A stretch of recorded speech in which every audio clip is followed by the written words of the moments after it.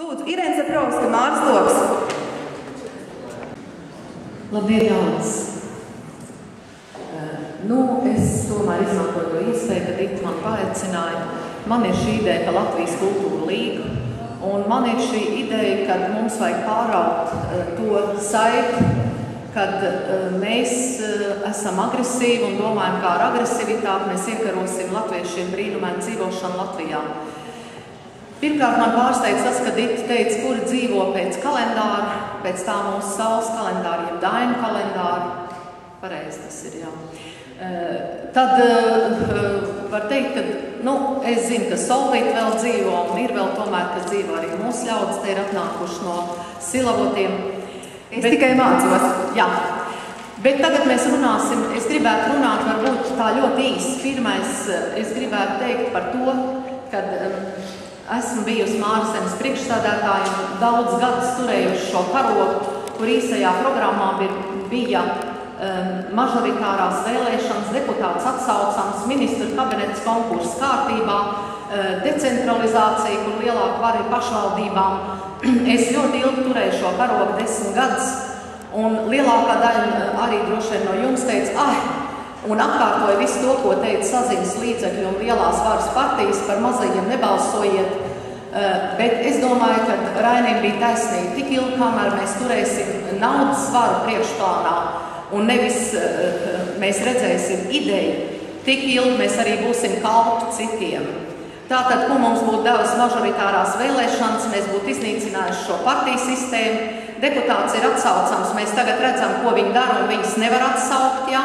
Tas arī būtu ļoti labi. Ministra kabinets izrādās, ka Slakteri izmantoja brīnišķīgi Godmans, ka viņš gāja atpirkt to pareksbantu, viņš paņēma Slakteri līdzi, kurš nav finansists. Un brīnišķīgi veids savu lielo nedarbu, ja? Tādā sakarā ļoti izdevīgi ir, ka ministra kabinetā sēž cilvēki, kur nav speciālisti, un tā tālāk. Bet īsajā programmā Māras zemē, kur tagad ir aizklapēta, to viņi darīja ļoti cītīgi, lai tas būtu, pēdējais punkts bija garīgā atmoda. Un tad par to arī šodien es gribētu runāt. Man iznāca interesanti saruna radio, runāt par nacionālismu un tautiskumu. Tad es pirmkārt aicinātu visus būt tautiskiem.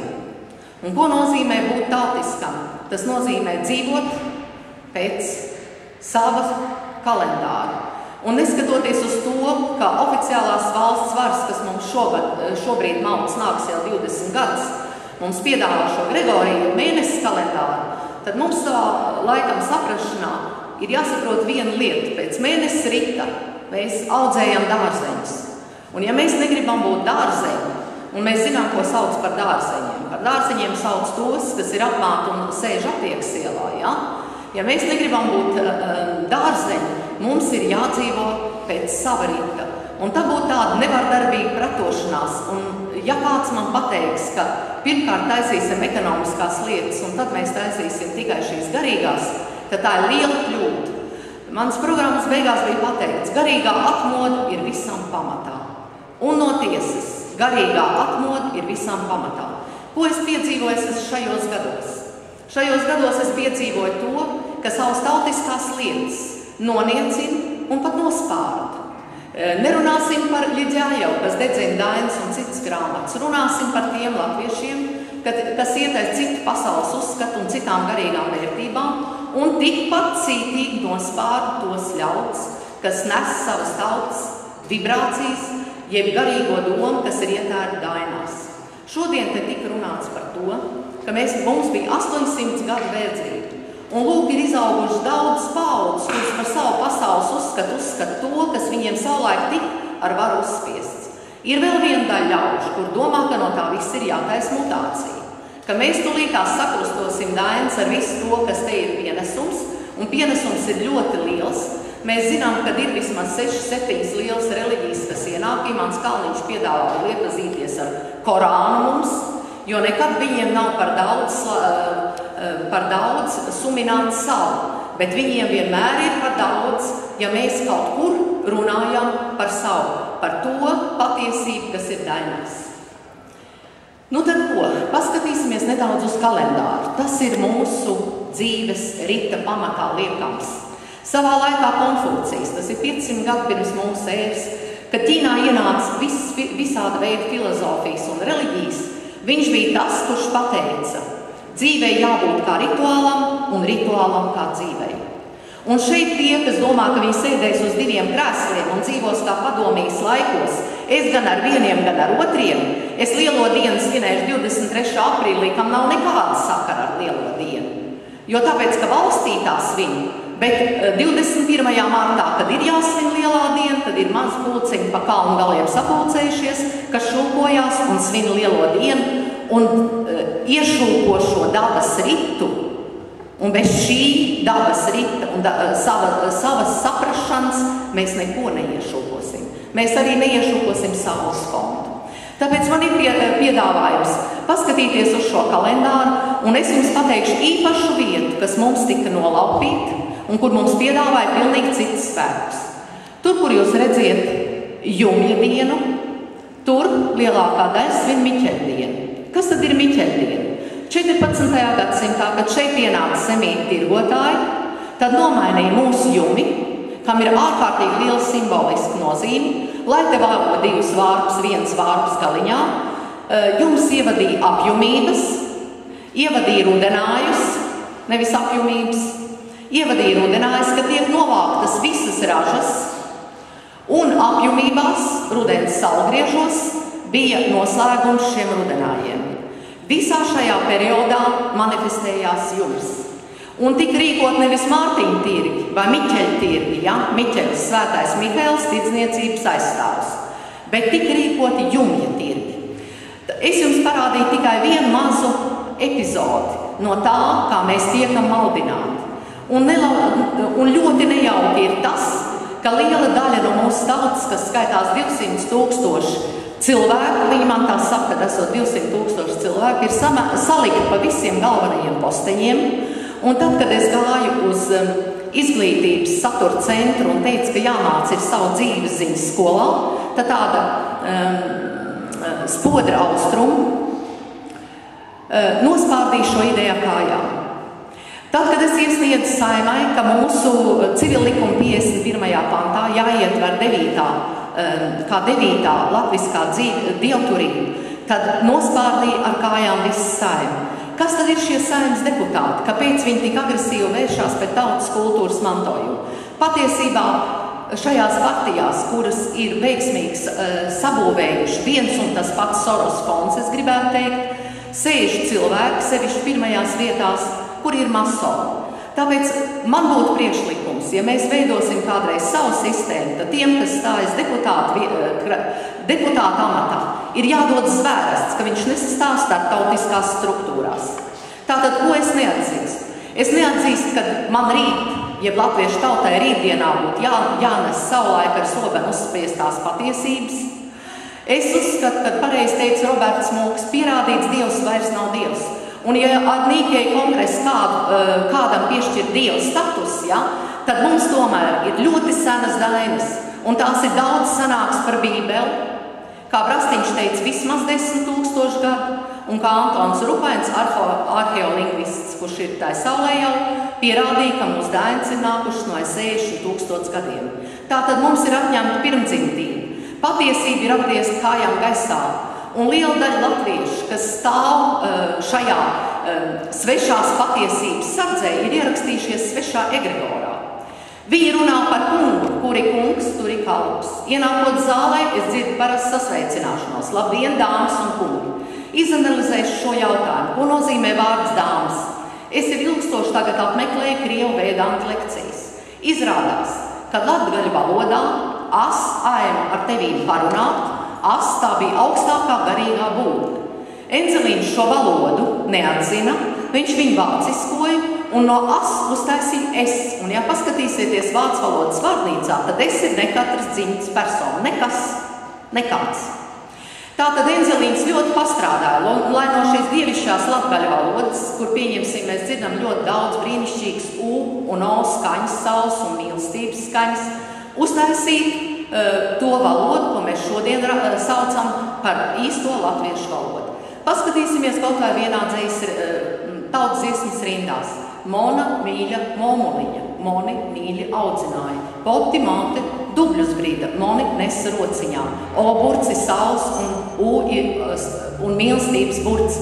Tātad iznīcinot mūsu nozīmi mūsu valodai un viņas skanējumu, viņi ir veidojuši to valodu plakano, kurā mēs šodien runājam. Bet es runāšu par vārdu dāmas. Ienākot zālē un sasveicinātos, ka masoni saka labdien, dāmas un kungi, viņi sasveicinās patiesībā saviem ļaudīm. Tātad, ko nozīmē dāmas? Krievi saka abreviatūra, dam asu. Patiesībā sieviete ir prostitūcija un kungs, tas ir kungs, tas ir nakts laika produkts, kad vīrišķais gūv virsroku pār sievišķo, tagad visur sievietēm vēl jāpierāda, ka viņas līdztiesīgas, bet mūsu dainās šī līdztiesība pastāv. Tātad viņš ir kungs zemes virsū, ja? Ja mēs sakām, ka kungs mūsu, kas es debesīs, kur ir kungs, tur ir kalps, vai mums tautsdziesmās ir kungs, nav kungs. Es rosinu visiem darīt to un dzīvot tā, kā ieteica Konfucijas. Dzīvei jābūt kā rituālam, un rituālam jābūt kā dzīvei. Mēs šodien sākām savu darbību ar rituālu. Tad lūk, es ļoti lēnām, arī pati, es neesmu burve, es tikai mācos. Es mācos šo latvisko rituālu. Un gribu teikt, ka ja šī, kā lai saka, saules fonds būs pie reizes arī tā bazūna, kas par šo runās tautā, ka mēs nedrīkstam nospārdīt savu kultūras mantojumu, savu nemateriālo kultūras mantojumu, ka mēs nedrīkstam nospārdīt tos, ko sauc šodien par dievturiem, bet ka mums rūpīgi jāskatās, ko dara viņi un jādara viņiem līdzi. Un viņi svin visus šos svētkus tieši pareizos laikos. Tad, kad mēs dzīvosim dabas ritmā, tad, kad mēs dzīvosim pēc savu senču atstātā kultūras mantojumu, tad mēs arī būsim nacionālisti. Bet līdz tam pacentīsimies būt vismaz tautiski. Un ļoti negribu runāt par tiem, un tādi ir ļoti daudz, kas ir sakrāpstījušies no visurienes, citurienes visādas pasaules mācības, garīgās prakses, un grib šeit taisīt visādas mutācijas. Mums mutācija nevajag. Tautas vienīgais uzdevums ir rītdienā nes savu kultūras mantojumu. Kas atsakās nes savu kultūras mantojumu, var sev nedēvēt par latvieti un var nedēvēt sev par nacionālistu. Tātad priekšlikums kļūsim tautiski. Savā apģērbā, savā domāšanā, savā mājā, savā svētku svinēšanā.